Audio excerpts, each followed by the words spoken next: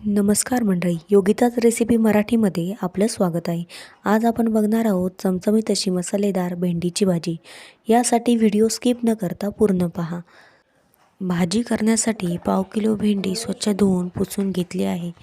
भाजी करण्यासाठी 3 मोठ्या आकाराचे कांदे, 1 टोमॅटो, हिरवी कोथिंबीर चिरून घेतली आहे. तसेच इथे भेंडीही आपण छान बारीक अशी चिरून घेतलेली आहे.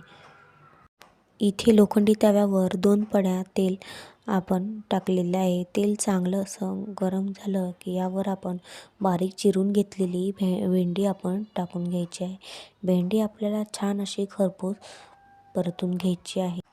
भेंडी परतून घेताना यामध्ये आपल्याला 5 ते 6 आमसूल यामध्ये ॲड करायचे आहेत. याने भेंडीचा चिकटपणा नाहीसा होतो. आता इथे आपली भेंडी छान अशी शिजलेली आहे आणि मोकळी ही झालेली आहे. आता ही भेंडी आपल्याला एका प्लेटमध्ये सर्व काढून घ्यायची आहे. इथे त्याच तव्यावर आपल्याला 1 पळी तेल टाकून घ्यायचं आहे. आता आपण बारीक चिरलेला कांदा यामध्ये आपण ॲड करायचा आहे.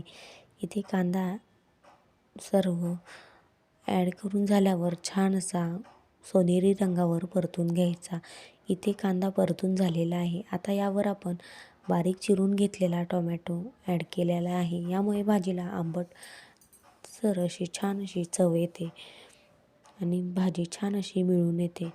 इथे टोमॅटो मऊ होईपर्यंत छान परतून घ्यायचा आहे. आता यावर आपण आपल्या घरचे मसाले जसे की गरम मसाला, हळद, धनेपूड तसेच आवडीनुसार लाल तिखट टाकायचं आहे. हे सर्व आपण एकजीव होईपर्यंत परतून घ्यायचं. हे परतून झाल्यावर यावर आपण हिरवी कोथिंबीर तसेच चवीनुसार मीठही ॲड केलेले आहे. हे सर्व परतून झालं की परतून घेतलेली भेंडी यामध्येच टाकायची आहे. मसाले आणि भेंडी एकजीव होईपर्यंत परतून घ्यायची. आता हे सर्व परतून झालेलं आहे. यावर आपण आता झाकण ठेवून एक वाफ काढून घेणार आहोत. आता यामध्ये आपण शेंगदाण्याचा कूट टाकलेला आहे. या भाजीमध्ये तुम्ही ओलं खोबरंही टाकू शकता.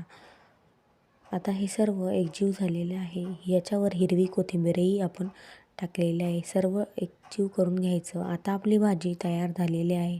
ही भाजी तुम्ही भाकरी, चपाती सोबत खाऊ शकता. रेसिपी आवडली असेल तर व्हिडिओला लाईक करा, शेअर करा, सबस्क्राईब करा. धन्यवाद.